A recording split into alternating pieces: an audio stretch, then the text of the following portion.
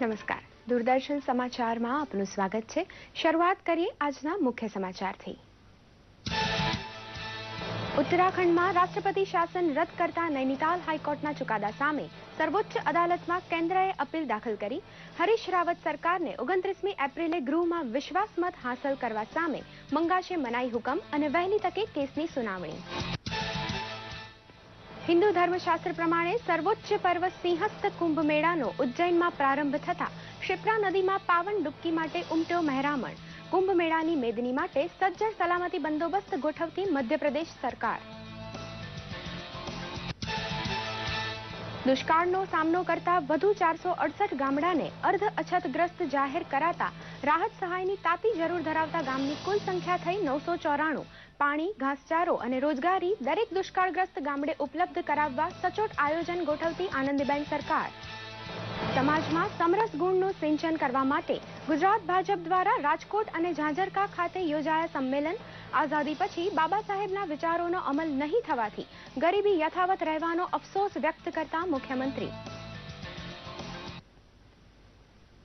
સમાચાર વિગતવાર. ઉત્તરાખંડમાંથી રાષ્ટ્રપતિ શાસન રદ કરવાના નૈનીતાલ હાઈકોર્ટના ચુકાદાને કેન્દ્ર સરકાર આજે સુપ્રીમમાં પડકાર્યો છે. નૈનીતાલ હાઈકોર્ટના ચુકાદા સામે મનાઈ હુકમ મેળવવા કેન્દ્ર સરકારે સુપ્રીમમાં અરજી દાખલ કરી છે. નૈનીતાલ હાઈકોર્ટે ગઈકાલે ઉત્તરાખંડ સરકારની તરફેણમાં ચુકાદો આપતા પદભ્રષ્ટ મુખ્યમંત્રી હરીશ રાવત સરકારને હવે 29 એપ્રિલે બહુમત સાબિત કરવા જણાવ્યું હતું. હાઈકોર્ટે એમ પણ જણાવ્યું હતું કે કોંગ્રેસના 9 બળવાખોર વિધાનસભ્યોને ધારાસભ્ય પદ ગુમાવવું પડશે. મંદિરોની નગરી ઉજ્જૈન ખાતે આજથી સિંહસ્થ મહાકુંભનો પ્રારંભ થયો છે. પ્રથમ શાહી સ્નાન માટે ઉજ્જૈનમાં ભક્તોની ભારે ભીડ હતી. 1 મહિના સુધી ક્ષિપ્રા નદીમાં શાહી સ્નાન પર્વે નદી સ્નાનનો લાભ લઈને શ્રદ્ધાળુઓ ધન્યતા અનુભવી રહ્યા હતા. કુંભ પર્વમાં વિવિધ તિથિએ ક્ષિપ્રા સ્નાનનો મોટો મહિમા છે. શ્રદ્ધાળુઓને ધસારો જોતા કુંભ મેળા સ્થાને સલામતીની સજ્જડ વ્યવસ્થા ગોઠવવામાં આવી છે.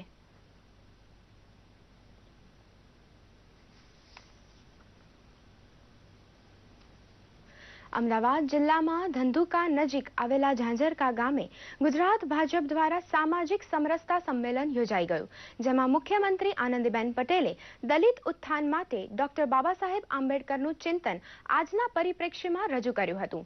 તેમણે કહ્યું હતું કે બાબા સાહેબના વિચારોનો અગાઉની સરકારોએ આઝાદી બાદ ગંભીરતાથી અમલ કર્યો હોત તો દેશમાંથી ગરીબી નાબૂદ થઈ ગઈ હોત અને વર્ણભેદની પ્રથા પણ સમાપ્ત થઈ ચૂકી હોત. કેન્દ્ર અને રાજ્યમાં ભાજપની સરકાર સૌનો સાથ અને સૌનો વિકાસ મંત્ર લઈ ચાલી રહી છે. તેની પાછળ સમાજના વિવિધ વર્ગ વચ્ચે રહેલો વિકાસ તફાવત દૂર કરવાની નેમ હોવાનું મુખ્યમંત્રીએ ઉમેર્યું હતું. અનુભવી છે અને હું તો એમ કહીશ કે જેટલા સમરસતા સંમેલનમાં હું ગઈ છું ત્યાં બાબા સાહેબ આંબેડકર વિશે વધુ ને વધુ વાતો, વધુ ને વધુ ઉત્તમ વિચારો આના માધ્યમ દ્વારા મેં પણ જાણી છે અને એટલે મને પણ ઘણો મોટો ફાયદો આ સમરસતા સંમેલનની અંદરથી પ્રાપ્ત થયો છે. બધા લોકો જે લોકો સામાજિક સમરસતામાં માને છે એ બધા માટેના સંમેલનો હતા. અમારી ધારણા કરતા વધુ સંખ્યા દરેક સંમેલનમાં આવી છે અને ખૂબ સારી રીતે અમે લોકોએ આ સંમેલનોને સફળતાપૂર્વક પાર પાડ્યા. રાજકોટ ખાતે પણ ગુજરાત ભાજપ દ્વારા વધુ એક સામાજિક સમરસતા સંમેલન ગઈકાલે યોજાઈ ગયું, જેમાં દલિત સમાજ સહિત તમામ વર્ગના લોકો બહોળી સંખ્યામાં હાજર રહ્યા હતા. વરિષ્ઠ મંત્રી તથા ગુજરાત ભાજપના સુકાની એવા વિજયભાઈ રૂપાણીની દોરવણી હેઠળ યોજાયેલા સંમેલનમાં અનેક મંત્રી, સાંસદ તથા ધારાસભ્યોએ ભાગ લીધો હતો. મોદી સરકારે શરૂ કરેલી ગ્રામ ઉદય સે ભારત ઉદય ઝુંબેશ હેઠળ ગુજરાતમાં 7 સ્થળોએ સામાજિક સમરસતા સંમેલન યોજાનાર છે. આનંદીબેન સરકાર દ્વારા છેલ્લા 2 વર્ષમાં 7 લાખથી વધુ મકાન બાંધી ગરીબોને આપવા ઉપરાંત 78 લાખ મહિલાઓની આરોગ્ય તપાસ જેવી અનેક સિદ્ધિ સંમેલનમાં રજૂ થઈ હતી. અમદાવાદના સુપ્રસિદ્ધ કેમ્પ હનુમાન મંદિરેથી હનુમાન જયંતિ પૂર્વે હનુમાન યાત્રાનું આયોજન કરાયું હતું, જેનું મુખ્યમંત્રી આનંદીબેન પટેલે પ્રસ્થાન કરાવ્યું હતું અને ભારતીય સેનાના મેજર જનરલ S.K. પરાશર પણ તેમની સાથે જોડાયા હતા. આ યાત્રા કેમ્પ મંદિરથી પ્રસ્થાન થઈ વાસણાના વાયુ દેવતાજીના મંદિરે પહોંચી હતી. આ યાત્રામાં ટેબ્લો, ભજન મંડળીઓ અને અખાડાઓ જોડાયા હતા. આ યાત્રામાં વિવિધ ટેબ્લોએ આકર્ષણ જમાવ્યું હતું.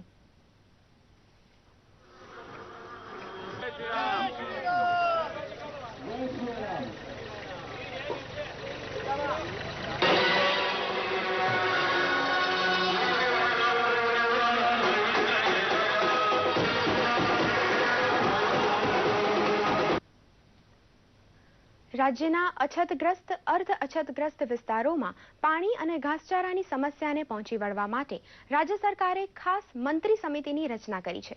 સમિતિના અધ્યક્ષ ભૂપેન્દ્રસિંહની અધ્યક્ષતામાં મહત્વની બેઠક ગઈકાલે મળી હતી, જેમાં પીવાના પાણી, ઘાસચારા અને રોજગારી માટે આગોતરું આયોજન કરવામાં આવ્યું હતું. વર્ષ 2015ના અનિશ્ચિત ચોમાસાના કારણે ઉદ્ભવેલી પરિસ્થિતિનો અભ્યાસ કરી રાજ્ય સરકારે મંત્રીમંડળની પેટા સમિતિની રચના કરી છે. મંત્રી ભૂપેન્દ્રસિંહ ચુડાસમાની અધ્યક્ષતામાં મળેલી પેટા સમિતિની આ બેઠકમાં રાજ્યમંત્રી શંકરભાઈ ચૌધરી, નાણામંત્રી સૌરભભાઈ પટેલ, મુખ્ય સચિવ GR અલોરિયા અને રાહત કમિશનર અંજુ શર્મા સહિતના અન્ય ઉચ્ચ અધિકારીઓ ઉપસ્થિત રહ્યા હતા. અને આ સમિતિ દ્વારા અછત તેમજ અર્ધ અછતના નીતિ વિષયક નિર્ણયો લેવામાં આવ્યા છે, જેમાં રાજ્યમાં 5 જિલ્લાના 994 ગામોને અર્ધ અછતગ્રસ્ત જાહેર કરવાની સાથે 8 જિલ્લામાં ઊભી થનારી પીવાના પાણીની તંગીને ધ્યાને લઈને 835 જેટલા ગામો માટે તાકીદની વ્યવસ્થા કરવાનો પણ સમાવેશ થાય છે. રાજ્યના 8 જિલ્લામાં 317 ગામડાઓને 252 ટેન્કર્સ 1044 ફેરાથી પાણી આપવામાં આવી રહ્યું છે. ત્યારે હજુ પણ વધુ તંગી જણાશે તો ઉનાળાના આખરમાં 468 ગામોમાં 500 જેટલા ટેન્કરથી પાણી આપવાની તૈયારી છે. ગ્રામ્ય વિસ્તારોમાં ટેન્કર કે HPDPE ટાંકીઓ દ્વારા દૈનિક ઓછામાં ઓછું 20 અને વધુમાં વધુ 50 લીટર પાણી આપવાનું નક્કી કરાયું છે.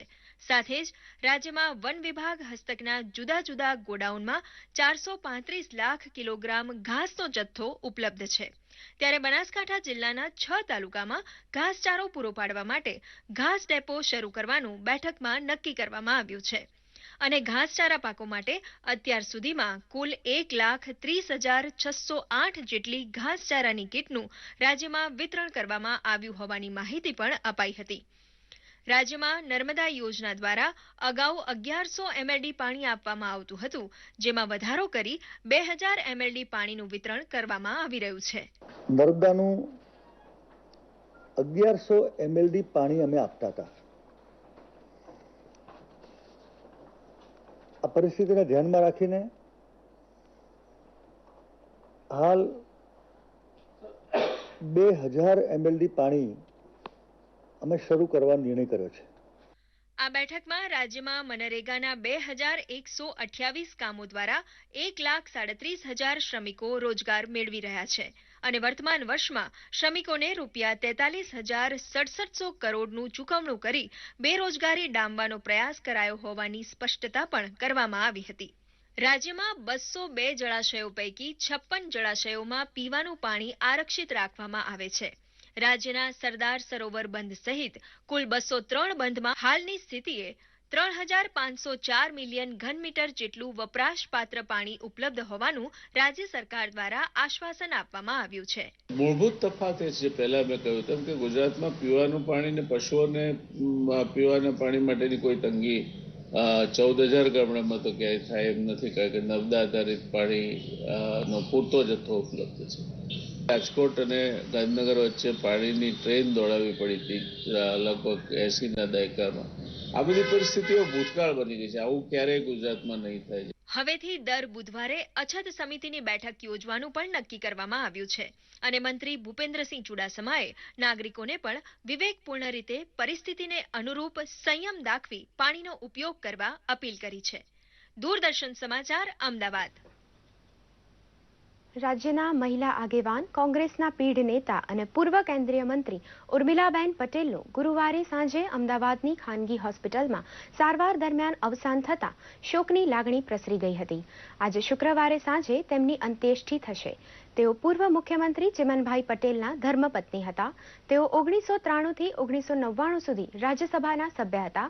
1995-1996 દરમિયાન તેમણે કેન્દ્ર સરકારમાં ઉર્જા મંત્રી પદ પણ સંભાળ્યું હતું. ભાજપ પ્રમુખ અમિતભાઈ શાહ અને મુખ્યમંત્રી શ્રીમતી આનંદીબેન પટેલે પણ સદગતને શ્રદ્ધાંજલિ પાઠવી છે.